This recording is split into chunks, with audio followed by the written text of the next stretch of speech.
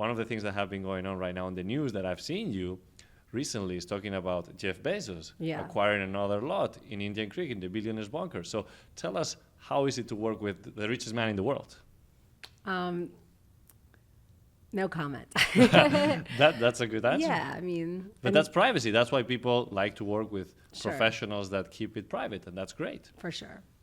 All right, no, interesting. 'Cause Yeah, a lot of and people like to talk sometimes too much. it's tough because, you're not supposed to say like so-and-so bought, here, but then you see it all over, social media, it's being covered, but you're not supposed to post about your own sale while they are making it public, So it's a fine balance. You can't keep everyone happy. I do my best to preserve, all my clients' privacy, whether they're celebrities or not. Sometimes more importantly, if they're not celebrities, because they're not, in fact, doing interviews and talking about their new house on Palm Island and posting from the pool where everyone can identify the property, So in fact, it's my non-celebrity clients whose privacy I protect more dearly. And it's important because I remember when I got my first place with you and you sold me my first place, I'm like, I'm going to post it. I don't care. And like, I'll get constantly approached all the time. And people are like, oh, I see you outside like the Ritz. So like you're there. And like when we got our next place, I'm not going to disclose where it is. Right. You were pretty discreet for about 5 minutes. Well, no one knows where I There's live. no When one you louder than start you, posting Robert. the Come pool, on. like you have such a recognizable house, it's over. Okay, for the people in the real estate community, the Which 99% is pretty much most of your followers. Okay, I'm part of a gated neighborhood. Good luck coming in. But And they're tough here.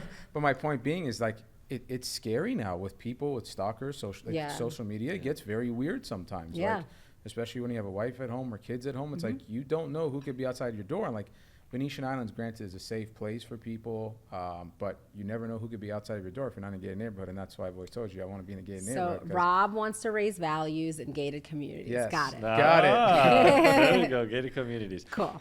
Now, tell us a little bit about how you see Miami growing, because we've seen it just skyrocketing. Do you see it going up? Or? I do. Yes? I see it going up in a healthy way, right? I don't think what happened during COVID was healthy. Seeing properties double in value in 3 years is not normal. But I do see us continuing a healthy incline because of all the benefits of living in our city. And what do you define as a healthy incline?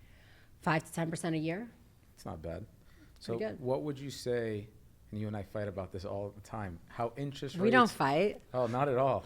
Argue. How interest rates affect the residential market, because a mortgage 4 years ago was 3-4%, now it's 8%. So someone's mortgage is literally doubled. And one thing that a lot of people, again, you deal in a net worth of people that they could stroke a check and buy a house in cash and it doesn't matter, and some people get financing, but when rates double, debt to service income ratios change, and someone can't afford the same house they could have afforded 4 years ago just purely because of rates. They may have the money, but the banks don't look at it the same way. So have you seen a lot of your deals fumble potentially because of interest rates, because of banks' willingness to not give loans on properties? No, but what I am seeing is a higher days on market for properties that should be going pending because they're almost exclusively being offered to cash buyers. Now, if you had finance buyers in the marketplace too, you would have, a larger buyer pool and more inventory would turn over more quickly. What I think will happen in the next cycle in relation to mortgages, like what I realized, and I had never realized before because this jump from, it went from like 2.5% to 7%, was so dramatic. So something for the next cycle is that I've learned from is that the people who were out there trying to buy a house for, let's call it 3 to 4 million, right? The rates were so low that they would have been better off paying the 4 million than perhaps now being able to get the house for 3 million and having a interest rate 3x that amount. Right. And that is a new revelation for me in my real estate career. Right. So next time we're in the situation, for sure I will say to buyers, don't focus so much on the purchase price, give or take 200 or 300 grand, because if the rates go haywire, you will never be able to afford this property. Right, and it looks like we're going to be in a decently flat, if not around the same interest rate for the next couple of years because of inflation, this, that, the other. So, and that's a bummer because a lot of people are going to remain as renters. Right. So what would you say to people? Because in LA, when in the market there, you'd see a lot of financing contingencies on a lot of deals, especially for big homes. But in Miami, I don't see that nearly as much. Like at all. Yeah, it's crazy. It's mind-blowing to me because there's a lot of risk for buyers. But think who's moving here. Right? The people who are moving here are particularly running away from markets like LA, like New York, like Boston, right? Like they are excited to bring their cash to South Florida. True. Right. No, look. And when they go and refi against their personal portfolio after, which I'm sure many do, you know, that's a whole different story. Those are their personal banking I think what relationships. we're both saying is you're dealing with a different type of money status here than you would in other markets, because a lot of people, for good or for bad, even if they have $5 million in the bank and they want to get a $10 million loan, Yeah.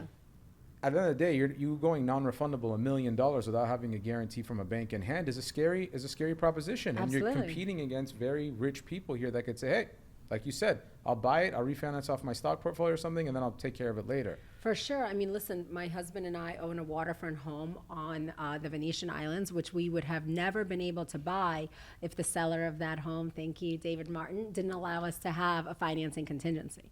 So this whole conversation, to kind of like bring it to a more global perspective, you're 100% right. If mortgages were easier, our market would be even stronger. And that's the scary You know? part. And that's the one thing that I was kind of schooled on when I was reading reports on where real estate is. And it said, look, because I always say the argument, when rates are higher, especially in the commercial market, it's dead right now. People are not transacting squat right now. Right. But it's Owner like financing's a big deal. commercial doesn't exist. It's very rare. Oh, really? That someone will do commercial owner financing because they're scared that what if you go belly up, now they're left with your commercial I see property what that you you could have ruined. A house is a Right. house at the end of the day. Commercial Right. property, you could lose half the rent roll, bigger deal. income's gone, then it's worthless, and that's a little bit more difficult.